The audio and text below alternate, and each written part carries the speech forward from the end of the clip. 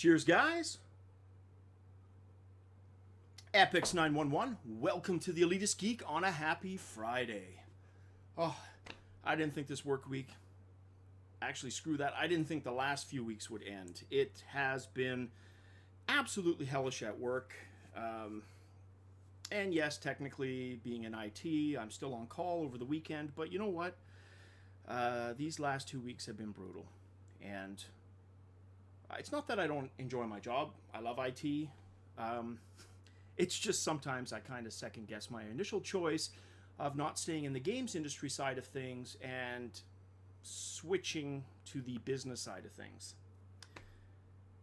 Just a few times. And it's weeks like the one I've been having where, yeah, that kind of comes to the forefront. And I'm like, dude, you probably should have stayed at Electronic Arts. But at the time, in my defense, it was turn of the millennium. And I had a young child, 4 years old at the time, and working at Electronic Arts, I barely saw her.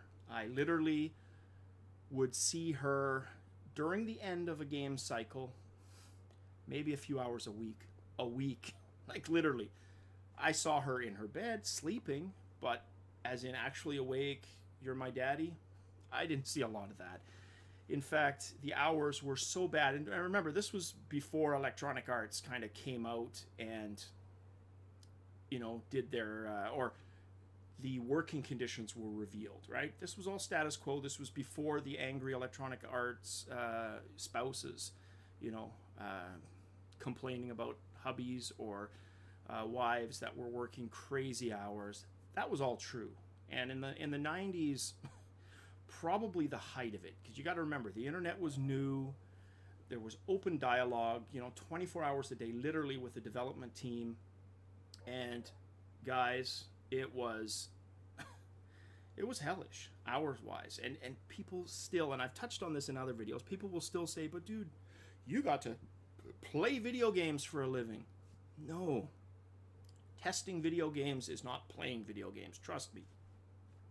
When you are playing sports titles and trying to do obscure things, it deflates every freaking ounce of enjoyment out of that game.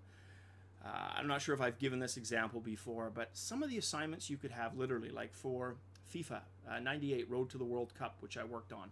I was still a tester at that time. I hadn't moved to the tech department yet. Correction? No, I was a tester. That's right. And a typical assignment that you could have is take every single player on every roster of every team and run up the right side of the pitch and see if you can crash the game at a 45-degree angle because we think we have a repeatable bug, but it's very situational and we don't know why. Explore that.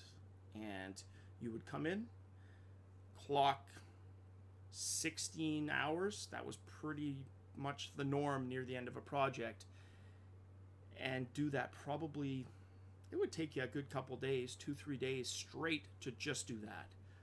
So by the time 3-4 months had gone by, and a typical project would be anywhere from 3 to 6 or 8 months, you were so fed up with that game.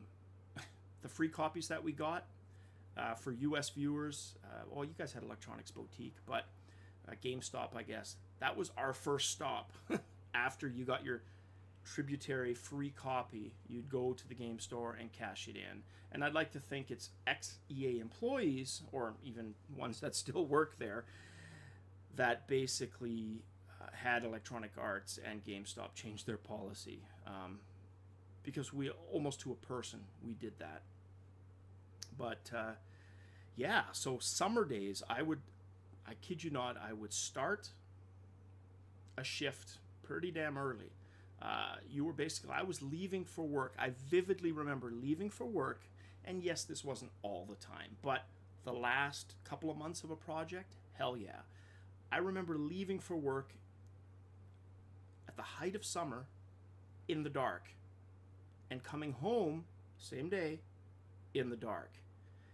And I live north of the 49, so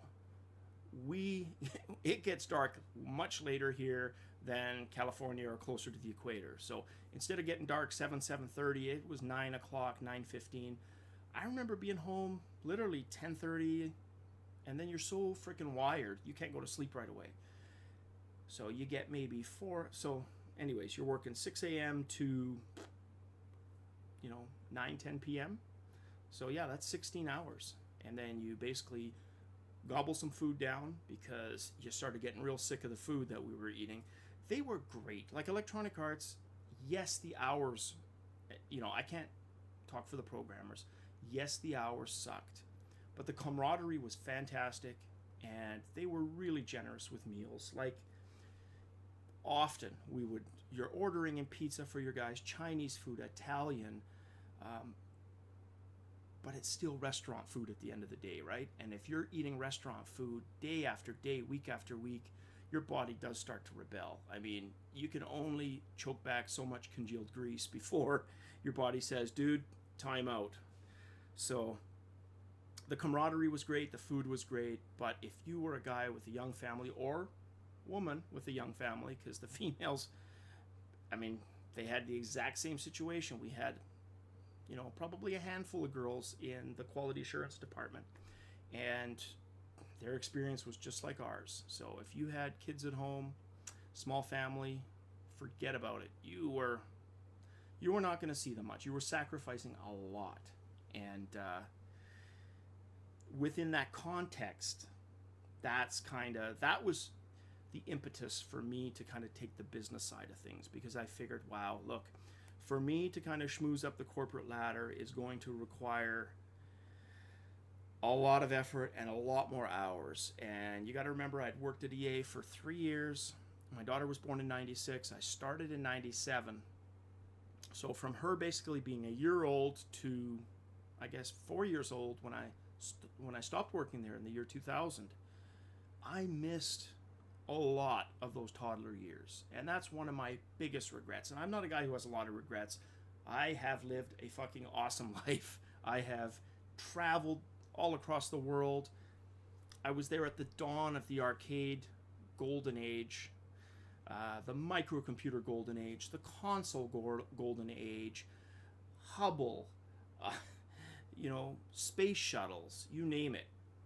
I've lived through that, so no regrets, other than that period in the mid 90s to late 90s where I didn't get to see my daughter as much as she needed me to be around.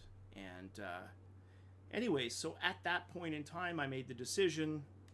I transitioned to TechServe for the last year and a half, which was basically the quality assurance department, tech department, right? So we handled networking, PC configurations, and we also did hardware testing, which differed from the game testing. So earlier I was talking about trying to get a game to crash, right, by doing certain things with players.